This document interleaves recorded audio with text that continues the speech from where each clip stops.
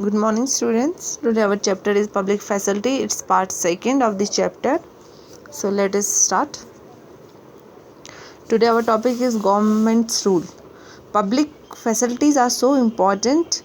Someone must carry the responsibility of the providing these to the people. This someone is a government. Public facilities related to people's basic needs. Any modern society requires that these facilities are provided so that people's basic needs are met. The responsibilities to provide public facilities therefore must be that of the government. So this is the government role, to provide all the facility to the people. But for other public facilities such as school and hospital, private companies may well be interested. We have many of these, particularly in large cities. Similarly, if you are living in a city, you will have seen private companies supplying water through tankers or supplying drinking water in a sealed bottle.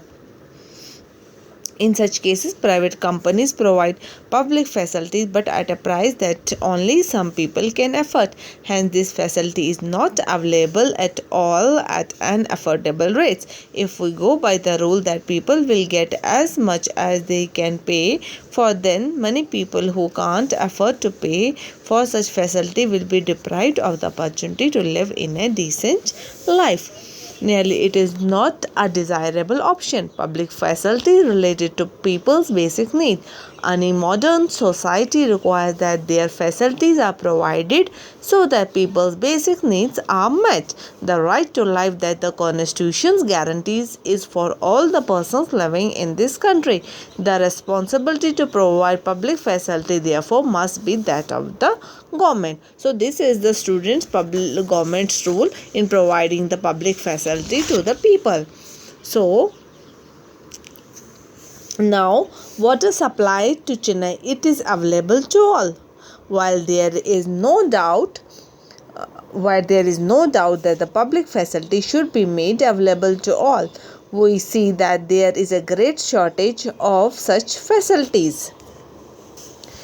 Water supply in Chennai is marked by shortage. Municipal supply met only about half the needs of the people of the city on an average.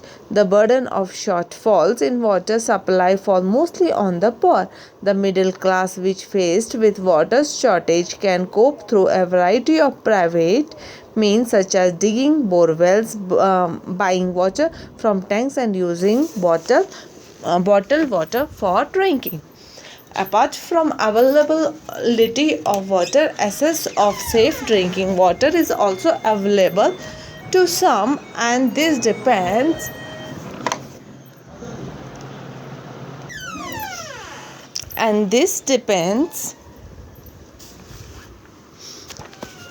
Apart from the availability of water, access to the safe drinking water is also available to some, and this depends on what one can afford. People can afford it have safe drinking water, whereas the poor is left out.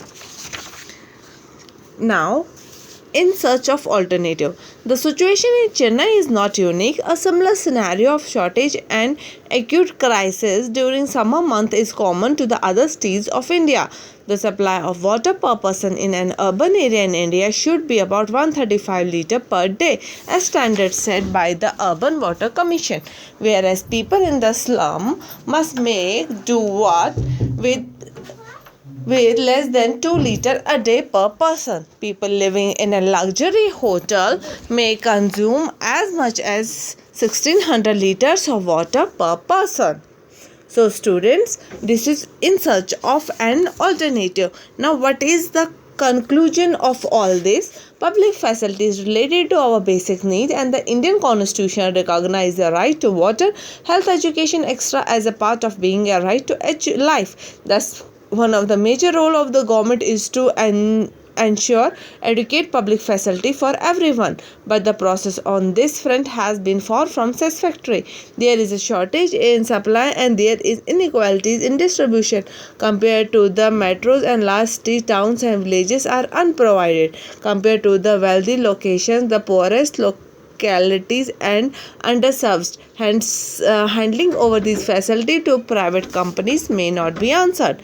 A new solution needed to take account of the important fact that every citizen of a country has a right to this facility, which should be provided to her or him in an equitable manner. So, students, this is a conclusion of our chapter.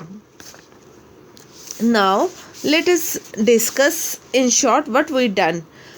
We done in this chapter what are public facilities, why should the government be responsible for providing the public facility. So let us make it a short summarize of this chapter. The government can provide public companies to deliver some of the public facilities. For instance, contract to the building roads are given to the private contractors. Distribution of electricity in Delhi is done by the two main private companies.